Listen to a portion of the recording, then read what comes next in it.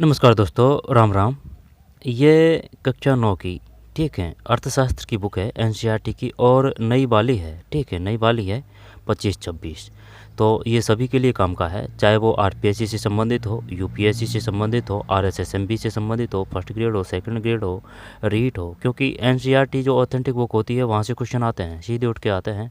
GK से संबंधित question है तो वो भी यहाँ से आते हैं, चाहे वो रेलवे हो, एसएससी हो, ठीक है, क्योंकि वो जीके के क्वेश्चन है ना, वो इससे ही उठा के देते हैं ऑथेंटिक बुकों से। तो ये सभी के लिए काम का है, खासतौर से टीचिंग से संबंधित उन सब के लिए, क्योंकि वहाँ जो क्वेश्चनों का स्तर है पूछने का, वो ज़्यादा पूछने का स्तर है, वो इनसे ज़्यादा पूछा जाता है, ठीक है। तो चाहे वो डीएसएस भी हो, है ना, केबीएस, एनबीएस, ईएमआरएस, है ना, तो सभी के लिए काम का है। तो चलिए शुरू करते हैं। निर्धनता एक चुनौती, निर्धनता एक चुनौती, ठीक है। अवलोकन। इस अध्याय में स्वतंत्र भारत के सम्मुख सर्वाधिक कठिन चुनौती निर्धनता के विषय में चर्चा की गई है। पाठ क्या है? पाठ में ये है, जैसे कि निर्धनता एक चुनौती है, निर्धनता के दो विशिष्ट मामले, क्योंकि वो कथन कारण वाले क्वेश्चन देगा ना, है ना, तब दिमाग खराब होता है, ठीक है। शहरी स्थिति, इसके बाद में बताया गया है कि भाई रामचरण की कहानी है ना, तो एकदम शानदार तरीके से दिखाया गया है। अगर वो तथ्यात्मक क्वेश्चन भी पूछेगा ना तो फिर इनको पढ़ना ज़रूरी है। चलिए शुरू करते हैं। अवलोकन। इस अध्याय में स्वतंत्र भारत के सम्मुख सर्वाधिक कठिन चुनौती निर्धनता के विषय में चर्चा की गई है। इस अध्याय में स्वतंत्र भारत का एक क्वेश्चन दिया था कि ये बताइए, जो राज्य है ना, जो देश के, उनको जो गरीबी रेखा है उसके हिसाब से उनको व्यवस्थित क्रम में कीजिए। अवरोही, अवरोही यानी कि जो गरीबी रेखा है उससे ज़्यादा गरीबी किस में है, फिर उससे कम किस में है, उससे कम किस में है। अब इस प्रकार से आ सकता है। आरोही क्रम में कीजिए, यानी कि कम गरीबी, है ना, फिर ज़्यादा, फिर ज़्यादा, फिर ज़्यादा, फिर ज़्यादा, इस प्रकार से, है ना, तो वो क्वेश्चन आएंगे और जो एग्जाम की दृष्टि से इंपॉर्टेंट होंगे ना उनको ढंग से देख लेंगे। अवलोकन। इस अध्याय में स्वतंत्र भारत के सम्मुख सर्वाधिक कठिन चुनौती निर्धनता के विषय में चर्चा की गई है। उदाहरणों द्वारा इसे बहुआयामी समस्या की चर्चा करने के पश्चात यह अध्याय सामाजिक वैज्ञानिकों द्वारा निर्धनता के विश्लेषण की भी चर्चा करता है। सामाजिक वैज्ञानिकों द्वारा निर्धनता के विश्लेषण की भी चर्चा करता है। भारत तथा विश्व में निर्धनता की प्रवृत्तियों को निर्धनता रेखा की अवधारणा के माध्यम से समझाया गया है, ठीक है। ये पूरा पार्ट है ना, इसका रिव्यू बता रहा है। ये विश्व में निर्धनता की प्रवृत्तियों को निर्धनता रेखा की अवधारणा के माध्यम से समझाया गया है। इसके साथ ही इस अध्याय में निर्धनता के कारणों एवं सरकार द्वारा किए गए निर्धनता निवारण के उपायों की भी चर्चा की गई है। निर्धनता की आधिकारिक अवधारणा में मानव निर्धनता जोड़कर अध्याय को समाप्त किया गया है, चाहे वो यूपीएससी क्यों ना हो, चाहे वो आरएससी फिर क्यों ना हो, क्योंकि यहाँ से क्वेश्चन वो देगा, पूछने का तरीका वो बदल जाएगा बस। तो निर्धनता की आधिकारिक अवधारणा में मानव निर्धनता जोड़कर, निर्धनता की आधिकारिक अवधारणा में मानव निर्धनता जोड़कर अध्याय को समाप्त किया गया है। निर्धनता के आधिकारिक अवधारणा मानव निर्धनता जोड़कर, ठीक है। परिचय। अपने दैनिक जीवन में हम अनेक ऐसे लोगों के संपर्क में आते हैं जिन्हें हम निर्धन समझते हैं। वे गांवों के भूमिहीन श्रमिक भी हो सकते हैं। अपने दैनिक जीवन में हम अनेक ऐसे लोगों के संपर्क में आते हैं जिन्हें हम निर्धन समझते हैं। वे गांवों के भूमिहीन श्रमिक भी हो सकते हैं और शहरों की भीड़ भरी झुग्गियों में रहने वाले लोग विदेश के समक्ष निर्धनता की समस्या का विश्लेषण करने, ठीक है। वे गांवों के भूमिहीन श्रमिक भी, भूमिहीन यानी कि जिनके पास में भूमि नहीं है, श्रमिक भी हो सकते हैं और शहरों की भीड़ भरी झुग्गियों में रहने वाले लोग भी देश के समक्ष निर्धनता की समस्या का विश्लेषण करने के लिए, नीचे नहीं है ना, करने के लिए नीति आयोग, नीति आयोग बहुआयामी निर्धनता सूचकांक का प्रयोग करता है। नीति आयोग, ये बताइए, जो नीति आयोग है ना, इससे क्वेश्चन पूछा था कि नीति आयोग की स्थापना कब की गई थी। 1 जनवरी 2015 है, 1 जनवरी 2014 है, 1 जनवरी 2015 है, ध्यान देना है। नीति आयोग की स्थापना, नीति आयोग बहुआयामी निर्धनता सूचकांक का प्रयोग करता है। बहुआयामी निर्धनता का अनुपात 2005-06 में लगभग 55% से घटकर 2015-16 में 25% और 2019 में 15% रह गया है। यह आशा की जाती है कि बहुआयामी निर्धनता शीघ्र एकल संख्या में आ जाएगी, यानी कि एक डिजिट में। इसको अंडरलाइन कर देते हैं, क्यों फिर दोबारा देखेंगे ना तो समस्या का सामना नहीं करना पड़ेगा, क्योंकि ये इम्पोर्टेंट है। नीति आयोग बहुआयामी निर्धनता सूचकांक का प्रयोग करता है। अब वो पूछ लेगा कि ये बताइए, जो नीति आयोग है वह किस सूचकांक का प्रयोग करता है। बहुआयामी निर्धनता सूचकांक का। बहुआयामी निर्धनता का अनुपात 2005-06 में लगभग 55% से घटकर 2015-16 में 25% और 2019 से 21 में 15% रह गया है ना, ये ध्यान रखना है। वो पूछ सकता है कि बताइए बहुआयामी निर्धनता का अनुपात कितना रहा है। 2005-06 में 55 था, 15 और 16 है उसमें 25 है, और 2019 और 21 यानी 19 से 21 में 15% रह गया है। तो फिर 55, फिर 5 और 6 यानी कितने साल का अंतर हो चुका है, 10 साल। 25 आ चुका है, 55 का 25 और फिर ये 15 है। किसका प्रयोग करता है नीति आयोग, बहुआयामी निर्धनता सूचकांक का। आगे चलते हैं। निर्धनता के दो विशिष्ट मामले हैं, ठीक है। निर्धनता के दो विशिष्ट मामले हैं। शहरी स्थिति, 33 वर्षीय रामशरण, ये नाम है, झारखंड में। झारखंड की राजधानी क्या है, रांची है, ठीक है। झारखंड की राजधानी रांची है। और छत्तीसगढ़ की रायपुर है, ठीक है। और उड़ीसा की जो राजधानी वो कौन सी है, उड़ीसा की भुवनेश्वर है, ठीक है। और जो अगरतला है, त्रिपुरा की अगरतला है, त्रिपुरा की अगरतला, ठीक है। त्रिपुरा अगरतला। और मिजो का जय है ना, तो मिजोरम की आइजोल है। अरुणाचल की ईटानगर है। 33 वर्षीय रामचरण झारखंड में रांची के निकट गेहूं के आटे की एक मिल में दैनिक श्रम के रूप में काम करता था, यानी कि वो पर डे के हिसाब से काम करता है। जब कभी उसे रोज़गार मिलता है तो वह एक महीने में लगभग 35 रुपये कमा लेता है। यह रोज़गार उसे हमेशा नहीं मिलता, ठीक है, कभी कभार मिलता है मंथ में, ठीक है। जैसे 10 दिन मिल गया, 15 दिन मिल गया, यहाँ पर किसी महीने मिल भी नहीं सकता है, यहाँ पर किसी महीने पूरे महीने ही काम रहता है, ठीक है।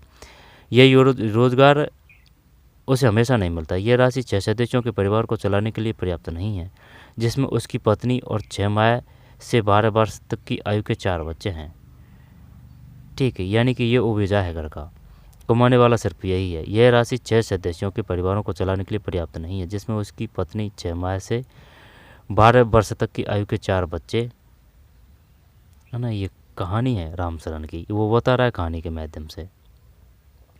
रामशरण की कहानी।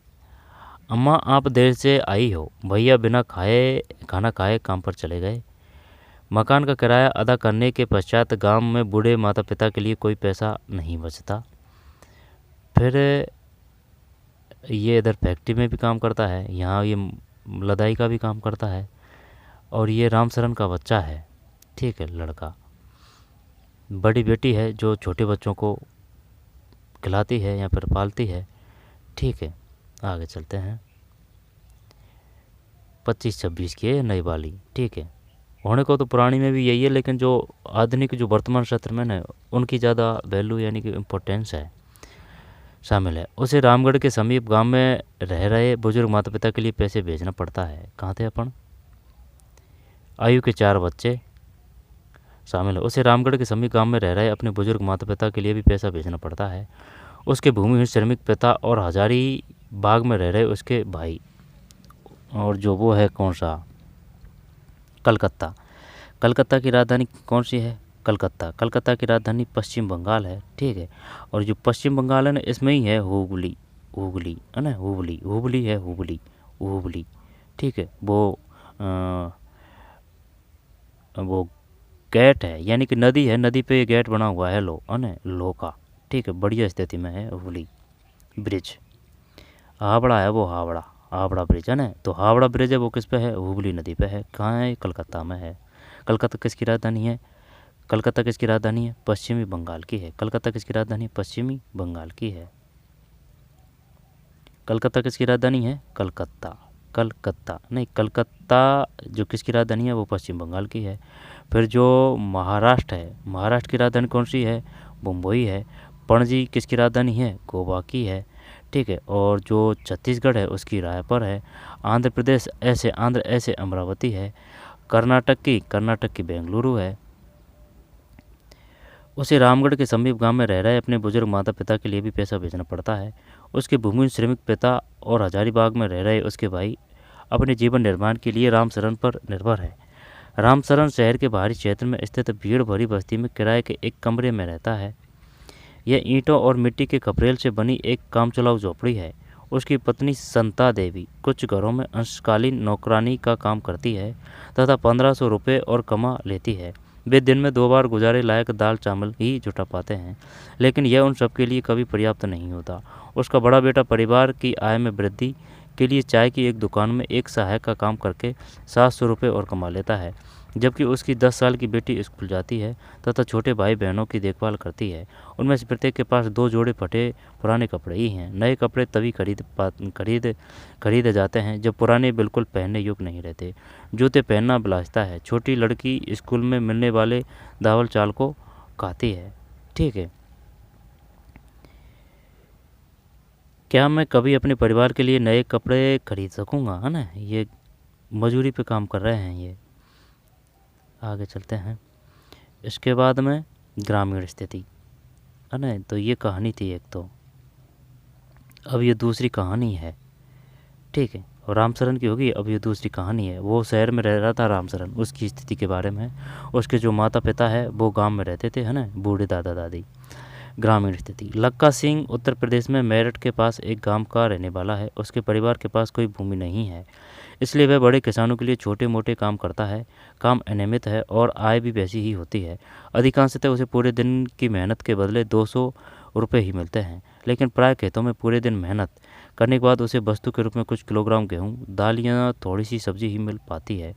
कुछ सदस्यों का परिवार हमेशा 6, ठीक है, ये भी 6 सदस्यों का है। 6 सदस्यों का परिवार हमेशा 2 वक्त का, यानी कि एक स्थिति बताई जा रही है शहर के बारे में कि भाई गांव से जो गया है वो शहर में रह रहा है, अपने बाल बच्चों के साथ में, है ना, मजदूरी वगैरह करता है। उनकी आय का स्रोत ये है, इस प्रकार की स्थिति परिस्थिति है। अब ये जो गाँव में रह रहा है ना, ये उसके बारे में है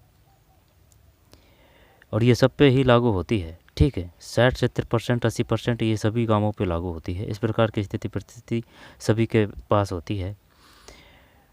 कुछ सदस्यों जिनके पास अगर ज़मीन नहीं है, ठीक, आय का स्रोत कोई और नहीं है, लेकिन अब ऐसे भी करते हैं जैसे कि अगर जिनके पास में ज़मीन नहीं है तो जैसे कि उन्हें मिस्त्री का काम सीख लिया। अब मिस्त्री का है, उसका पर डे के हिसाब से 600 रुपये मिलते हैं। ठीक है, मिस्त्री का अगर आप जैसे कि निर्माण कार्य से संबंधित जुड़ेंगे तो मिस्त्री को 600 रुपये मिलते हैं। अगर बेलदारी वगैरह काम करते हैं तो वो 400 450 रुपये मिलते हैं। और जैसे कि गांवों में अगर फसल वगैरह कटाई की बात आती है तो उस समय मजदूरी नहीं मिलते हैं, उस समय मजदूरों की रेट 450 या 500 हो जाती है। ठीक है, लेकिन ये 10-15 या 15-20 दिन ही काम होता है 3-4 महीने में। लेकिन 3-4 महीने में, वो 3-4 महीने में 15-20 दिन होते हैं ना, तो वो शहर से आ जाते हैं यहाँ फसल वसल कटा के, फिर वापस वहाँ शहर में चल जाते हैं कमाने के लिए।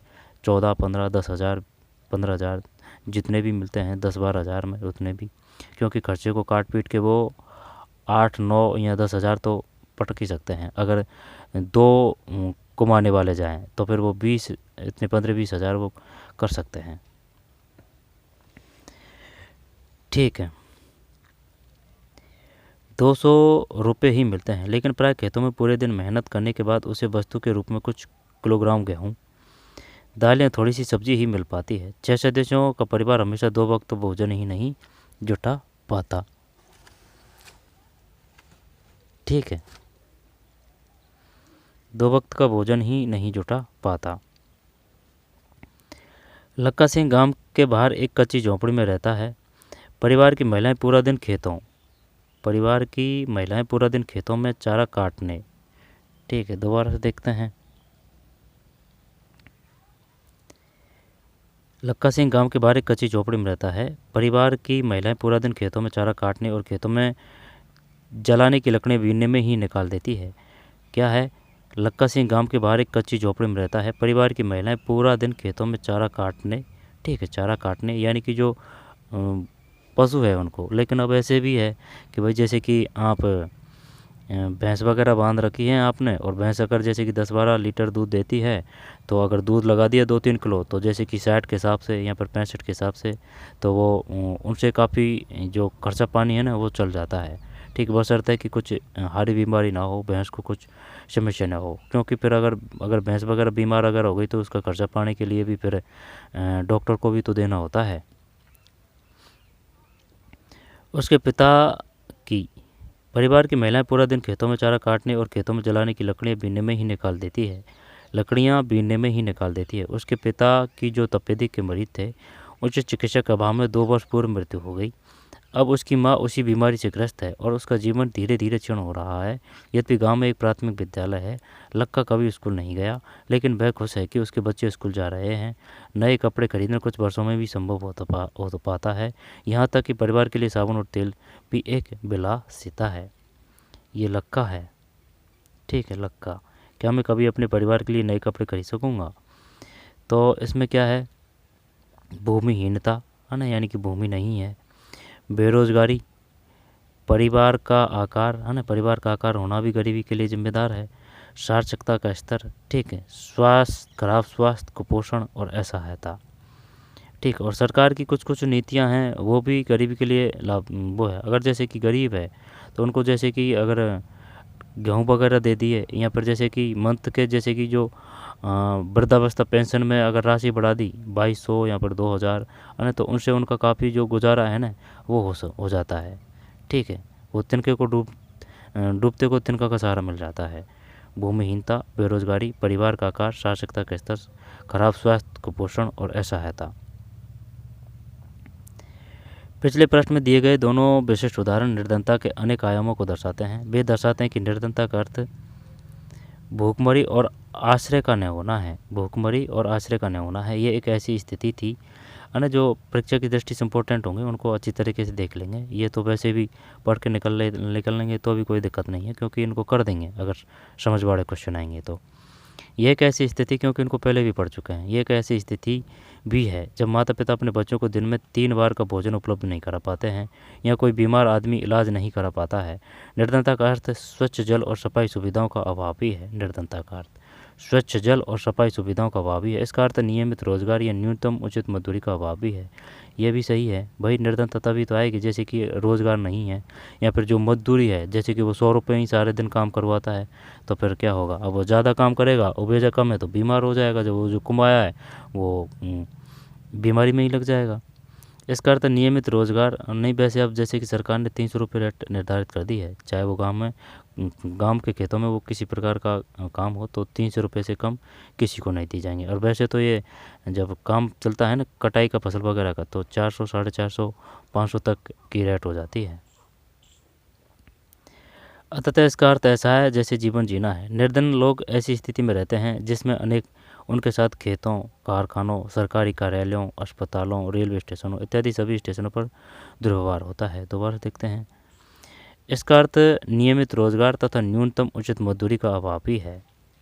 अतः इसका अर्थ ऐसा है जैसे जीवन जीना है, ऐसा है। निर्धन लोग ऐसी स्थिति में रहते हैं जिसमें उनके साथ खेतों, कारखानों, सरकारी कार्यालयों, सरकारी कार्यालयों, अस्पतालों, रेलवे स्टेशनों इत्यादि सभी स्थानों पर दुर्व्यवहार होता है। स्पष्ट है कि कोई भी निर्धनता में जीना नहीं चाहता। बात तो सही है। आप अपने करोड़ों लोगों को दयनीय निर्धनता से बाहर निकालना स्वतंत्र भारत की सबसे बड़ी चुनौती में से एक रही है।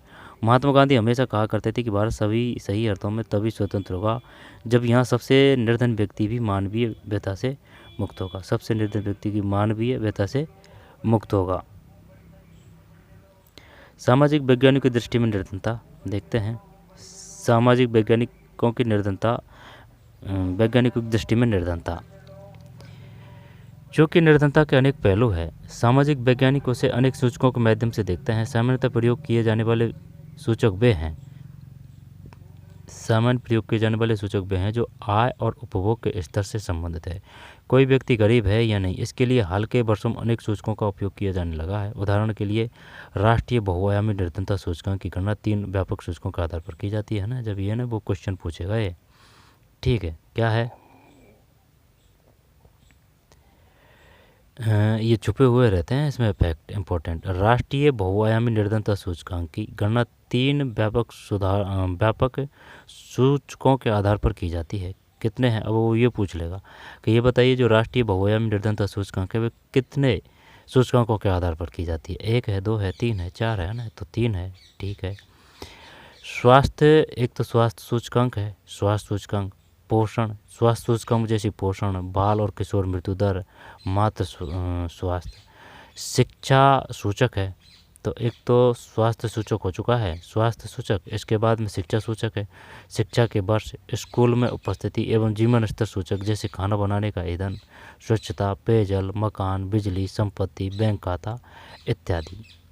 ठीक है। सामाजिक अपवर्जन और असुरक्षा जैसे सूचकांक भी निर्धनता को समझने के उपयोग किए जाते हैं। ठीक है। सामाजिक अपवर्जन, आगे चलते हैं।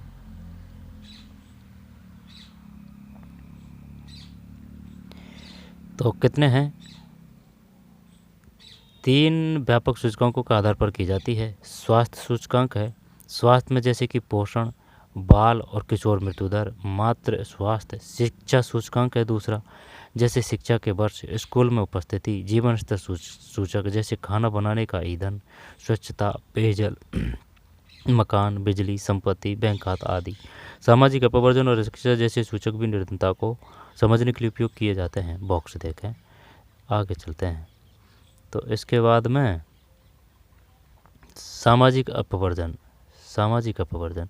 इस अवधारणा के अनुसार निर्धनता का अर्थ उन निर्धन लोगों से है जिन्हें अपने जैसे लोगों के साथ मलिन बस्तियों में रहना पड़ता है और उन्हें सामाजिक क्षमता से वंचित होकर संपन्न लोगों के वातावरण से अलग और थलग रहना पड़ता है। सामान्य अर्थ में सामाजिक अपवर्जन है ना, अपवर्जन, ये काफ़ी बड़ा शब्द है, अपवर्जन। ठीक है, ये शायद वही है पिछड़ापन, सामाजिक पिछड़ापन है ना, अपवर्जन शायद सामाजिक ही पिछड़ापन है। निर्धनता का एक कारण और परिणाम दोनों हो सकता है। सामान्यतः यह एक प्रक्रिया है जिसके माध्यम से व्यक्ति या समूह उन सुविधाओं, लाभों और अवसरों से अपवर्जित रहते हैं। अपवर्जित यानी कि वंचित है ना, वंचित बोल सकते हैं इसको, वंचित। ठीक, अपवर्जित अवसरों से वंचित रहते हैं ना, तो अपवर्जित का मतलब वंचित है। ध्यान देना, ये जो बड़े बड़े शब्द होते हैं ना, इनसे यही टफ, इसकी जो भाषा है वो टफ है नहीं, वरना और कोई दिक्कत नहीं है। जैसे कि अपवर्जन तो सामाजिक दशा है, सामान्य अर्थ में सामाजिक दशा निर्धनता के कारण और परिणाम दोनों हो सकता है। ठीक है, सामाजिक अपवर्जन यानी कि सामाजिक पिछड़ापन है ये। अपवर्जन से सामाजिक पिछड़ापन समझ सकते हैं। अपवर्जन सामाजिक पिछड़ापन, और अपवर्जित का मतलब है वंचित, या उन समूह उन सुविधाओं या लाभों और अवसरों से अपवर्जित रहते हैं जिनका अन्य लोग आनंद लेते हैं। ठीक है, एक तो अपवर्जित है, अपवर्जित, और एक है अपवर्जन, सामाजिक अपवर्जन और लाभों अवसरों से अपवर्जित। आगे चलते हैं। ठीक है, इसका एक विशिष्ट उदाहरण जिनका अन्य लोग आनंद लेते हैं। इसका एक विशिष्ट उदाहरण भारत में जाति व्यवस्था की कार्यशैली भी है, जिसमें कुछ जातियों के लोगों को समान अवसरों से अपवर्जित रखा जाता है, यानी कि वंचित रखा जाता है। ठीक है, अपवर्जित का मतलब क्या है? अब उसने ये शब्द दे दिया कि ये बताइए जो अपवर्जित है उसका मतलब क्या है। तो अपवर्जित का मतलब है वंचित, और ये सामाजिक अपवर्जन का मतलब, इसका मतलब है सामाजिक पिछड़ापन। इसका एक विशिष्ट उदाहरण भारत में जाति व्यवस्था की कार्यशैली भी है, जिसमें कुछ जातियों के लोगों को समान अवसरों से अपवर्जित रखा जाता है। इस प्रकार आय कम होने से ज़्यादा सामाजिक अपवर्जन के अधिक नुकसान होते हैं। सामाजिक अपवर्जन के अधिक नुकसान होते हैं। ठीक है, आय से ज़्यादा नुकसान ये जो सामाजिक पिछड़ापन है, इससे ज़्यादा नुकसान है। असुरक्षा क्या है? निर्धनता के प्रति असुरक्षा एक माप है जो कुछ विशेष समुदायों जैसे किसी पिछड़ी जाति के सदस्य या व्यक्तियों जैसे कोई विधवा या शारीरिक रूप से विकलांग व्यक्ति के भावी वर्षों में निर्धन होना या निर्धन बने रहने की अधिक संभावना जताता है। असुरक्षा का निर्धारण परिसंपत्तियों, शिक्षा, स्वास्थ्य और रोजगार के अवसरों के रूप में जीविका खोजने के लिए विभिन्न समुदाय के पास उपलब्ध विकल्पों से होता है। इसके अलावा इसका विश्लेषण प्राकृतिक आपदाओं, भूकंप, सुनामी आदि मामलों में इन समूह के समक्ष विद्यमान बड़े जोखिमों के आधार पर किया जाता है। अतिरिक्त विश्लेषण इस जोखिम से निपटने की उनकी सामाजिक और आर्थिक क्षमता के आधार पर किया जाता है। वास्तव में जब सभी लोगों के लिए बुरा समय आता है, चाहे कोई बाढ़ हो या भूकंप या फिर नौकरियों की उपलब्धता में कमी, दूसरे लोगों की तुलना में अधिक प्रभावित होने की बड़ी संभावना का निरूपण ही असुरक्षा है। दोबारा से देखते हैं असुरक्षा। भाई असुरक्षा क्या है? ठीक, असुरक्षा निर्धनता के प्रति असुरक्षा एक माप है जो कुछ विशेष समुदाय जैसे कि पिछड़ी जाति के सदस्य या व्यक्तियों जैसे कोई विधवा या शारीरिक रूप से विकलांग व्यक्ति के भावी वर्षों में निर्धन होने यह निर्धन बने रहने की अधिक संभावना जताता है।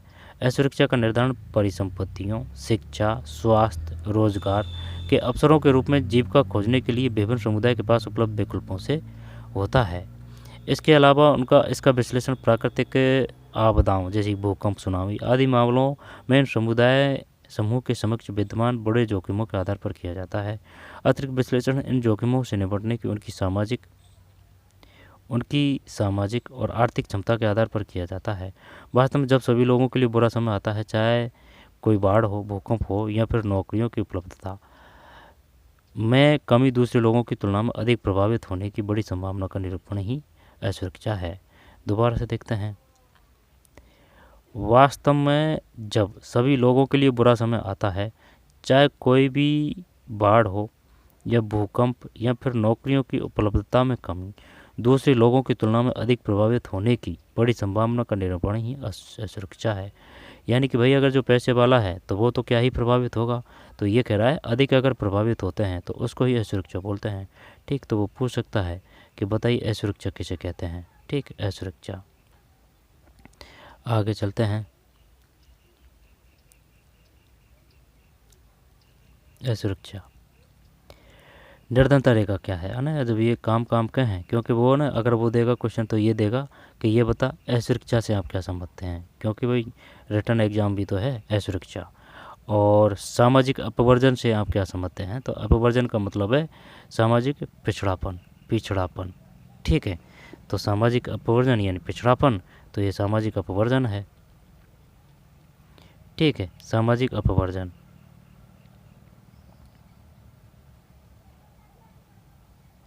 ये सामाजिक अपवर्जन है। ठीक है, ये सामाजिक अपवर्जन है और इसका मतलब है असुरक्षा। ठीक, असुरक्षा दोनों पूछ सकता है वो कि भाई ये बताइए जो सामाजिक अपवर्जन है वो क्या है और जो ये असुरक्षा किसे कहते हैं। ठीक है, आगे चलते हैं। निर्धनता रेखा, यहाँ से भी क्वेश्चन आ सकता है। निर्धनता पर चर्चा के केंद्र में सामान्यतः निर्धनता रेखा की है ना, ऐसा क्वेश्चन आया था कि भाई निम्नलिखित जो राज्य हैं उनको निर्धनता के रेखा है ना, उससे जो नीचे हैं उनको अवरोही क्रम में व्यवस्थित कीजिए। इस प्रकार से था वो घुमा के। निर्धनता पर चर्चा के केंद्र में सामान्यतः निर्धनता रेखा की अवधारणा होती है। निर्धनता के आकलन की एक सर्वमान्य सामान्य विधि आय अथवा उपभोग स्तरों पर आधारित है। निर्धनता के आकलन की एक सर्वमान्य सामान्य विधि आय अथवा उपभोग स्तरों पर आधारित है। उपभोग शब्द का अर्थ है परिवार द्वारा विभिन्न मदों जैसे कि भोजन एवं वस्त्रों पर खर्च की गई राशि। किसी व्यक्ति को निर्धन तब माना जाता है यदि उसकी आय का उपभोग स्तर किसी ऐसे न्यूनतम स्तर से नीचे गिर जाता है जो मूल आवश्यकताओं के एक दिए हुए समय को पूर्ण करने के लिए आवश्यक है। मूल आवश्यकताओं को पूर्ण करने के लिए आवश्यक वस्तुएं विभिन्न कालों एवं विभिन्न देशों में भिन्न है। अतः समय एवं स्थान के अनुसार निर्धनता रेखा भिन्न हो सकती है। ये बात भी सही है, क्योंकि भाई पहले अगर देखें तो पहले 5 रुपये किलो में गुड़ आ जाता था, अब आता है 50 रुपये किलो गुड़। ठीक है, तो वो पड़ जाता है ना अंतर। प्रत्येक पहले जैसे कि जॉब की इतनी वैल्यू नहीं थी, अब जॉब पे मारामारी है। ठीक है, ये है बात है, वो स्थिति परिस्थिति के हिसाब से है, क्योंकि पहले ज़मीन बहुत थी, अब ज़मीन बट के बहुत कम हो चुकी है तो ज़मीन वही वो बढ़ थोड़ी रही है। प्रत्येक देश में एक काल्पनिक रेखा का प्रयोग करता है जिसे विकास एवं उसके स्वीकृत न्यूनतम सामाजिक मानदंडों के वर्तमान स्थिति के अनुरूप माना जाता है। उदाहरण के लिए अमेरिका में उस आदमी को निर्धन माना जाता है जिसके पास कार नहीं, जबकि भारत में अभी कार रखना भी विलासिता मानी जाती है। जब यहाँ है ना, यहाँ जो क्वेश्चन है ना ये बढ़िया है यहाँ। ठीक है,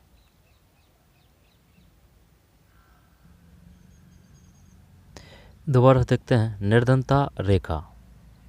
ठीक है, निर्धनता रेखा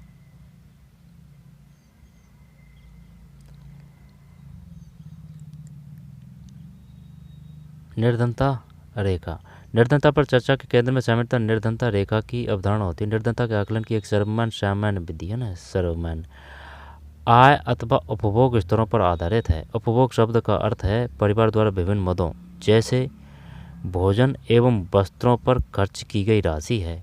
किसी व्यक्ति को निर्धन तब माना जाता है यदि उसकी आय का उपभोग स्तर किसी न्यूनतम स्तर के नीचे गिर जाए। ठीक है, गिर जाए तो मूल आवश्यकताओं के एक दिए हुए समय को पूर्ण करने के लिए आवश्यक है। न्यूनतम स्तर के नीचे गिर जाए, जो मूल आवश्यकताओं के एक दिए हुए समय को पूर्ण करने के लिए आवश्यक है। मूल आवश्यकताओं को पूर्ण करने के लिए आवश्यक वस्तुएं विभिन्न कालों एवं विभिन्न देशों में भिन्न है। ठीक है, अतः समय एवं स्थान के अनुसार निर्धनता रेखा भिन्न हो सकती है। प्रत्येक देश में एक काल्पनिक रेखा का प्रयोग करता है, जिसे विकास एवं उसके स्वीकृत न्यूनतम सामाजिक मानदंडों के वर्तमान स्तर के अनुरूप माना जाता है। उदाहरण के लिए है ना, तो ये पढ़ चुके हैं, कोई दिक्कत नहीं है, आगे चलते हैं। कुछ वर्ष पूर्व भारत में निर्धनता रेखा का निर्धारण करते समय जीवन निर्वाह के लिए खाद्य आवश्यकता, कपड़ों, जूतों, ईंधन, बिजली, शैक्षिक एवं चिकित्सा संबंधी आवश्यकता आदि पर विचार किया जाता था। ठीक है, तो ये बात कर रहा है कुछ वर्ष पूर्व, यानी कि 10-15-20 साल पहले, है ना, कुछ वर्ष पूर्व। किससे किया जाता था? खाद्य आवश्यकता, कपड़े हैं, जूते हैं, ईंधन है, बिजली है, शैक्षिक एवं चिकित्सा संबंधी आवश्यकता है, भाई अगर अस्पताल वगैरह है और जो चिकित्सा सुविधा है वो बढ़िया है, आदि पर विचार किया जाता था। इन भौतिक मात्राओं को रुपयों में उनकी कीमतों से गुणा कर दिया जाता था। इन भौतिक मात्राओं को रुपयों में उनकी कीमतों से गुणा कर दिया जाता था। इन भौतिक मात्राओं को रुपयों में उनकी कीमतों से गुणा कर दिया जाता था। अच्छा, निर्धनता रेखा का आकलन करते समय खाद्य आवश्यकता के लिए वर्तमान सूत्र वांछित कैलोरी आवश्यकताओं पर आधारित था। खाद्य वस्तुएं जैसे कि अनाज, दालें, सब्जियां, दूध, तेल, चीनी आदि मिलकर इस आवश्यक कैलोरी की पूर्ति करती थी। आयु, लिंग, काम करने की प्रकृति आदि के आधार पर कैलोरी की आवश्यकता बदलती रहती है। भारत में स्वीकृत कैलोरी आवश्यकता ग्रामीण क्षेत्रों में 2400 कैलोरी प्रति व्यक्ति प्रतिदिन एवं नगरीय क्षेत्रों में 2100 कैलोरी प्रति व्यक्ति प्रतिदिन, है ना। जब वो ये पूछेगा कथन कारण बारे में, बताइए कि भाई ये जो भारत में कैलोरी है वो 2400 सही है या फिर 2100, इनमें लुभावना ऑप्शन दे देगा वो, है ना।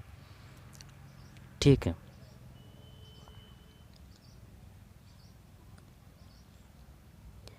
इनकी कीमतों से गुणा कर दिया जाता है। निर्धनता रेखा का आकलन करते समय खाद्य आवश्यकता के लिए वर्तमान सूत्र वांछित कैलोरी आवश्यकताओं पर आधारित था। वो खाद्य वस्तुएं जैसे कि अनाज, दालें, सब्जियां, दूध, तेल, चीनी आदि मिलकर आवश्यक कैलोरी की पूर्ति करती थी।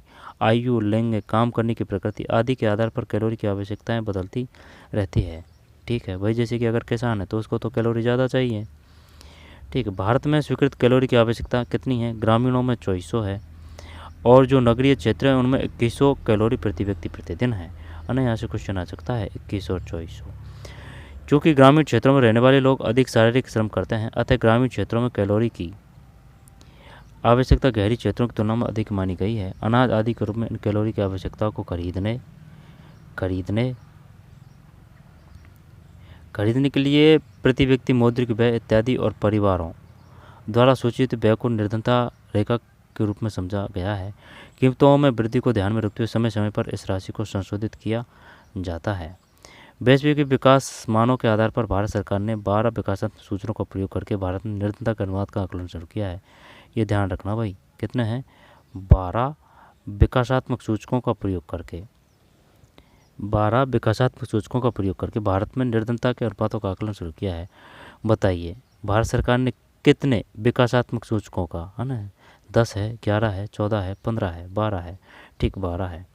वैश्विक विकास मानों के आधार पर भारत सरकार ने 12 विकासात्मक सूचकों का प्रयोग करके भारत में निर्धनता के अनुपात का आकलन शुरू किया है, जिसे प्रचलित रूप से बहुआयामी निर्धनता सूची बॉक्स देखें कहा जाता है। यह राष्ट्रीय सूचकांक निर्धनता माप पर आधारित आय का उपभोग व्यय का संपूरक है, क्योंकि यह प्रत्यक्ष रूप से निर्धनता को मापता है। किससे मानता है? प्रत्यक्ष रूप से, यानी कि सीधा मापता है और अभावों की तुलना करता है। ठीक है, तो कितने विकासात्मक सूचकांक है? 12 है। दोबारा से देखते हैं। वैश्विक विकास मानों के आधार पर भारत सरकार ने 12 विकासात्मक सूचकों का प्रयोग करके भारत में निर्धनता के अनुपात का आकलन शुरू किया है, जिसे प्रचलित रूप से बहुआयामी निर्धनता सूची बॉक्स देखें कहा जाता है। यह राष्ट्रीय सूचकांक निर्धनता माप पर आधारित आय का उपभोग व्यय का संपूरक है। यह है, क्या है ये? यह है राष्ट्रीय सूचकांक निर्धनता माप पर आधारित आय का उपभोग व्यय का संपूरक है। संपूरक, क्योंकि यह प्रत्यक्ष रूप से निर्धनता को मापता है और अभावों की तुलना करता है। आगे चलते हैं, निम्नलिखित पर चर्चा कीजिए। उपभोग आधारित निर्धनता रेखा और राष्ट्रीय बहुआयामी निर्धन सूचकांक के बीच क्या अंतर हो सकता है। आपके अनुसार आपके क्षेत्र में न्यूनतम आवश्यकता स्तर क्या होगा? न्यूनतम आवश्यकता स्तर क्या होगा? रोटी कपड़ा मकान, है ना। आगे चलते हैं। निर्धनता के अनुमान बताइए। निर्धनता के अनुमान पूर्व खंड में वर्णित कार्य प्रणाली के आधार पर भारत में निर्धन लोगों की संख्या एवं अनुपात, जिसे हेड काउंट रेशियो HCR कहते हैं, का आकलन होता है। ये ध्यान रखना भाई, HCR किसे कहते हैं, है ना। ये क्वेश्चन आ सकता है। HCR भारत में निर्धन लोगों की संख्या एवं अनुपात, जिसे हेड काउंट रेशियो HCR कहते हैं। HCR किसे कहते हैं? फुल फॉर्म क्या है HCR की? Head count ratio. Head count ratio का आकलन होता है। तालिका 3.1 में यह स्पष्ट है कि 1990 के दशक के दौरान उपभोग व्यय आधारित निर्धनों का अनुपात 45 से गिरकर 37% हो गया। ठीक है। तालिका 3.1 से यह स्पष्ट है कि 1990 के दशक के दौरान उपभोग व्यय आधारित निर्धनों का अनुपात 45 से गिरकर 37% हो गया। हालांकि निर्धन लोगों की संख्या लगभग 40 करोड़ रह गई है, जिससे निर्धनों का अनुपात और संख्या दोनों ही कम हो गई है। 2001 और 11 के दौरान, ठीक है, 2001-11 के दौरान निर्धनों की संख्या एवं अनुपात दोनों घट गए। 2015 से 21 के दौरान बहुआयामी निर्धनता दर घटकर 25 से 15% हो गई। इस अवधि के दौरान आधिकारिक अभिलेख 13.5 करोड़ लोग बहुआयामी निर्धनता से बाहर हो गए हैं। विशिष्ट रूप से कहें तो विभिन्न सूचकों के अंतर्गत निर्धनता ग्रामीण क्षेत्रों में शहरी क्षेत्रों की तुलना में अधिक घटी है। क्या कह रहा है ये? विशिष्ट रूप से कहें तो, है ना। अब वो ये पूछ लेगा कि बताइए ये कथन कारण की पुष्टि कर रहा है या नहीं कर रहा है। क्या कह रहा है ये? विभिन्न सूचकों के अंतर्गत निर्धनता ग्रामीण क्षेत्रों में शहरी क्षेत्रों की तुलना में अधिक घटी है, यानी कि ग्रामीणों में घटी है। ठीक है, शहरियों में इतना सुधार हुआ है लेकिन इतना नहीं हुआ है। ठीक है, आगे चलते हैं। हालांकि निर्धन लोगों की संख्या लगभग 40 करोड़ रह गई है। तो ये क्या है देख लेते हैं। इसके बाद में आगे क्या है इसमें? ये तो सारणी है। ठीक है, सारणी है ये। निर्धनता के अनुमान है, निर्धनता के अनुमान। ठीक है, तो 1990 के दशक के दौरान उपभोग व्यय आधारित निर्धनों का अनुपात 45 से गिरकर कितना हो गया? 37% हो गया। उपभोग व्यय आधारित निर्धनों का अनुमान 45 से गिरकर 37% हो गया। 90 की बात है भाई ये उपभोग व्यय। हालांकि निर्धन लोगों की संख्या लगभग 40 करोड़ रह गई थी, जिससे निर्धनों का अनुपात और संख्या दोनों ही कम हो गई। 2011 के दौरान निर्धनों की संख्या एवं अनुपात दोनों घट गए हैं। 2000 और 2011 के दौरान 2015 और 21 के दौरान बहुआयामी निर्धनता घटकर 25 से 15% हो गई है, यानी कि 25 से 15% हो गई है। इस अवधि के दौरान अधिकाधिक अभिलेखों में 13.5 करोड़ लोग बहुआयामी निर्धनता से बाहर हो गए थे। ठीक हो गए हैं। अब और भी निर्धनता से बाहर निकल चुके हैं, क्योंकि जो उपज है खेत वगैरह, अगर 1 बीघा है भी है तो उसमें जैसे कि बढ़िया बीज आते हैं तो उनसे उत्पादकता भी काफ़ी होती है। यानी कि पहले जैसे कि 1 बोरी उत्पादन होता था तो अब वहाँ से 3 बोरी उत्पादन हो रहा है। ठीक है, कृषि सिंचाई व्यवस्था है, सिंचाई की भी व्यवस्था है। लाइट वाइट वगैरह खूब आती है किसानों को, दिन में लाइट दी जाती है। ठीक है, जिससे कि कोई दुर्घटना घटित ना हो। ठीक, इसके बाद में शिक्षा की भी बढ़िया व्यवस्था है, चिकित्सा की भी बढ़िया व्यवस्था है। ठीक है, और सरकार ने योजना भी कर रखी है, जैसे कि माँ योजना है राजस्थान में, तो उसमें 25 लाख तक आपको निःशुल्क वो मिलेगा। ठीक, और जैसे कि गेहूँ वगैरह भी दिए जाते हैं, तो इनसे काफ़ी सहारा मिल जाता है और वो काम वगैरह करते हैं, मजदूरी वगैरह करते हैं। ठीक है, और जैसे कि जो खेतवाड़े हैं जिनके पास में ज़मीन है, तो वहाँ जब फसल की जैसे निंदाई हो, गुड़ाई हो, कटाई हो, तो उनकी ज़रूरत पड़ती है। तो वो अगर मजदूर नहीं मिलते हैं तो वो ज़मींदार है या फिर जो ज़मीन वाले हैं वो 400 या 450 500 तक में उनको देना पड़ती है रेट। ठीक है, और वो क्या है कि फिर ये निदाई कटाई करने के बाद में फिर शहर चल जाते हैं कमाने के लिए। जब ज़रूरत पड़ती है फिर वो आ जाते हैं गांव में वो काम करा के फसल का फिर वापस चल जाते हैं। तो इस प्रकार से निर्धनता जो रेखा है वो कम हुई है। निर्धनता के अनुमान पूर्व खंड में वर्णित कार्य प्रणाली के आधार पर भारत में निर्धन लोगों की संख्या एवं अनुपात, जिसे हेड काउंट रेशियो HCR कहते हैं ना, ये नाम ध्यान रखना है। HCR किसे कहते हैं? हेड काउंट रेशियो का आकलन होता है। तालिका 3.1 से यह स्पष्ट है कि 1990 के दशक के दौरान उपभोग व्यय आधारित निर्धनता का अनुपात 45 से गिरकर 37% हो गया। हालांकि निर्धन लोगों की संख्या 40 करोड़ रह गई है, जिससे निर्धनों का अनुपात और संख्या दोनों ही कम हो गई है। 2001 और 2011 के दौरान निर्धनों की संख्या एवं अनुपात दोनों ही घटे हैं 15 और 21। ठीक है, बहुआयाम निर्धनता दर घटकर 25 से 15% हो गई। इस अवधि के दौरान अधिकारी का कम 13.5 करोड़ लोग बहुआयाम निर्धनता से बाहर हो गए हैं। विशिष्ट रूप में कहे तो विभिन्न सूचकों का अंतर्गत निर्धनता ग्रामीण क्षेत्रों में शहरी क्षेत्रों की तुलना में अधिक घटी है ना। ये फैक्ट ध्यान रखना है, ये पूछ सकता है वो। ये सारणी है, ये सारणी आपको घोट के पीनी है। ठीक है, क्या है इसमें देखते हैं। जैसे कि हेड काउंट रेशियो ये प्रतिशत में है, निर्धनों की संख्या ये करोड़ में है ना। 1993 से और 2019 तक है ये। 1993-94 ग्रामीण 50% था उस समय, शहरी में 32% था गरीबी का, योग कुल 45 है, ग्रामीण में 329 था, शहरी में 75, और संयुक्त योग है ये 404 है। ठीक है, फिर 4, 5, 42, 26, 37। ठीक है, दोनों ही कम हुए हैं इसमें, ये सही कहा है उसने। 42 हुआ है 50 से, और ये 26 हुआ है। 37, 326 है, फिर 81, यह शहर में 81 है, फिर 407 है। 2009-10 34, 21, 30, 278 है ना, 278 हो गया है। 76, 355। अब ये काम का है 2011-12 और 1993-94 में, ये ध्यान रखना। वैसे ये कुछ भी पूछ सकता है, लेकिन ये ज़्यादातर इम्पोर्टेंट है। 26, 14, 22, 217, 53 और 270 है। कितनी है? 270 खपत आधारित हैंड काउंट रेशियो प्रतिशत। ठीक है, तो ग्रामीण में 26, ठीक है, शहरी में 14% गरीबी है, फिर ये खपत ये 22 है, ग्रामीण 217 और ये 53 है। आगे चलते हैं 270। 2015-16 32.6, 8.7 और 25 उपलब्ध नहीं है ना। तो आगे चलते हैं। राष्ट्रीय बहुआयामी निर्धनता सूचकांक के 12 सूचकांक है ना, ये एकदम घोट के पीना है भाई, यहाँ से क्वेश्चन आएंगे। जैसे कि पोषण है, बाल किशोर मृत्यु दर है, मातृत्व स्वास्थ्य है। यहाँ पर वो ये दे देगा कि ये बताइए, जो ये अब नया जोड़ा है इन्होंने, पहले तो नहीं था ये, कि ये बताइए जो 12 सूचकांक हैं वो कौन कौन से हैं। ठीक, इस प्रकार से चलिए। राष्ट्रीय बहुआयामी निर्धनता सूचकांक के 12 सूचकांक। भारत सरकार के संगठन नीति आयोग ने निम्नलिखित 12 सूचकों का प्रयोग करके राष्ट्रीय बहुआयामी निर्धनता सूचकांक तैयार किया है। यदि कोई व्यक्ति इन सूचकांकों से वंचित है तो उसे बहुआयामी निर्धनता के रूप में माना जाएगा। ठीक है, दोबारा से देखते हैं।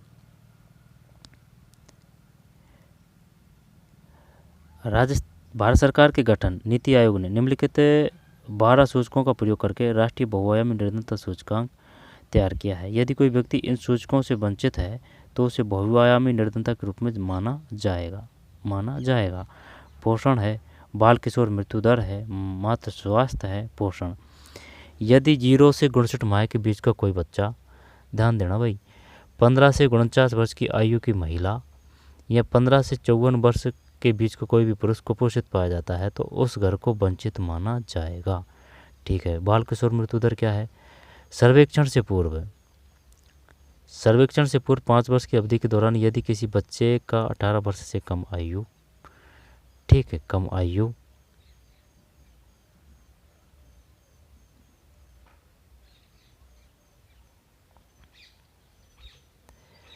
जीरो से 59 माह के बीच का कोई बच्चा या 15 से 49 वर्ष की आयु की महिला या 15 से 54 वर्ष के बीच का कोई भी पुरुष कुपोषित पाया जाता है तो उसे वंचित माना जाएगा।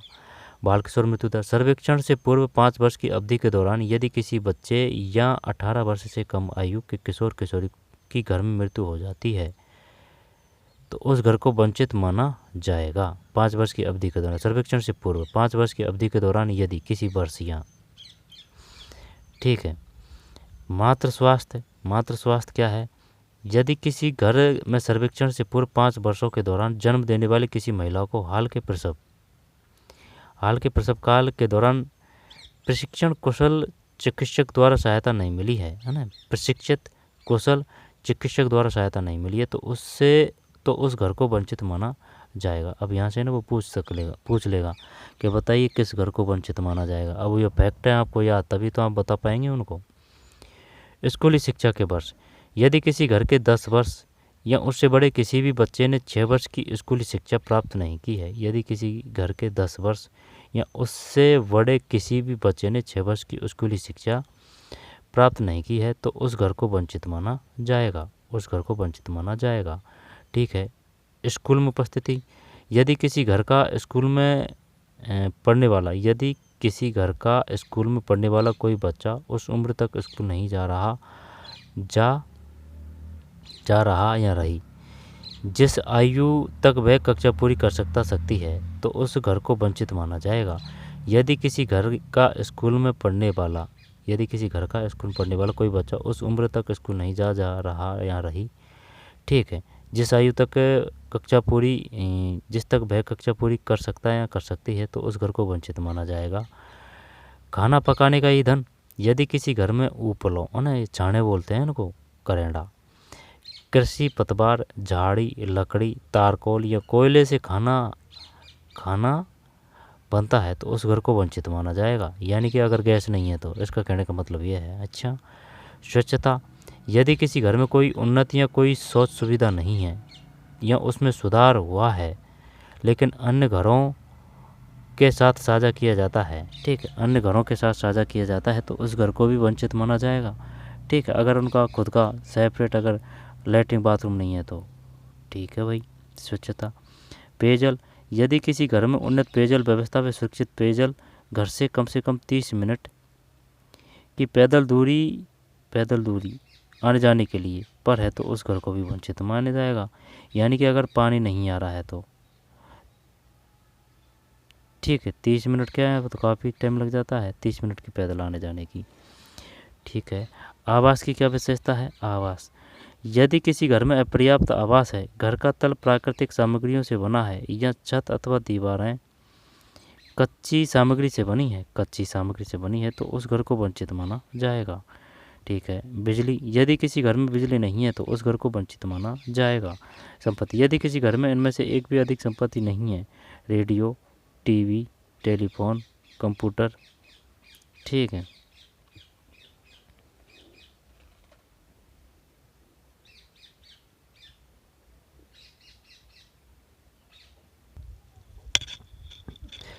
दोबारा देखते हैं। ठीक है। बिजली क्या है? यदि किसी घर में बिजली नहीं है तो उस घर को वंचित माना जाएगा। संपत्ति, यदि किसी घर में इनमें से एक भी अधिक संपत्ति नहीं है, यदि किसी घर में इनमें से एक से अधिक संपत्ति नहीं है, रेडियो, टीवी, टेलीफोन, कंप्यूटर, पशु गाड़ी, साइकिल, मोटर बाइक, रेफ्रिजरेटर और उस घर में कार या ट्रक नहीं है, तो उस घर को वंचित माना जाएगा।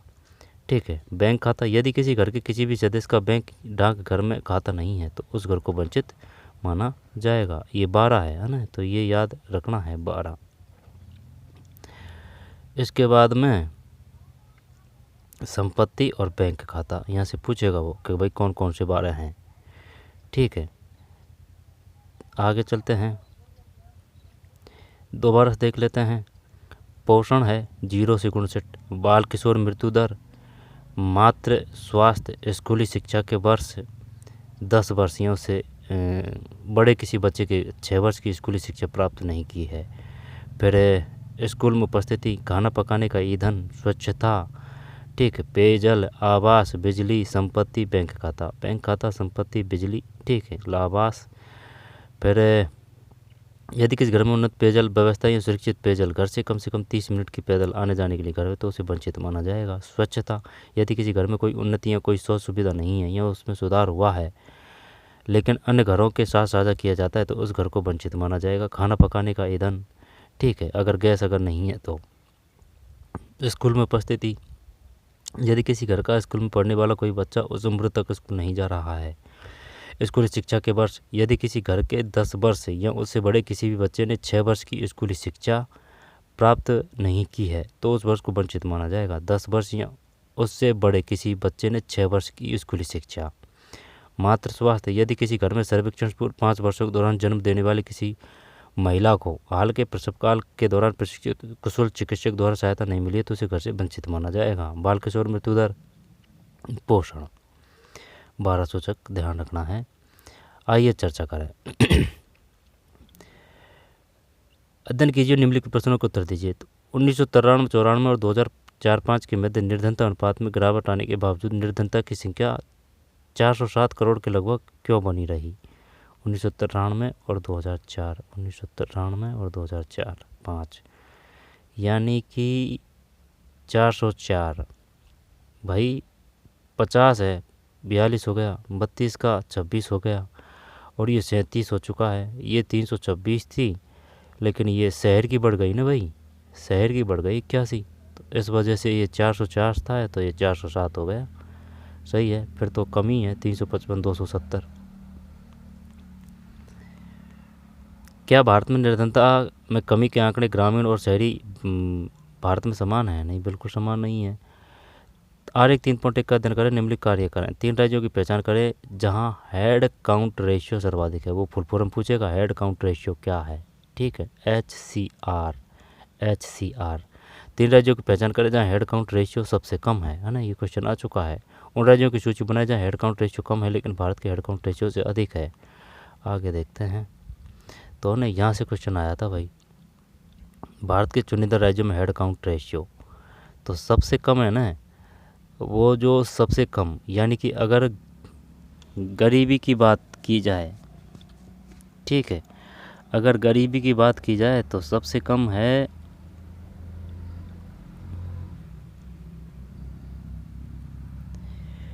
केरल है।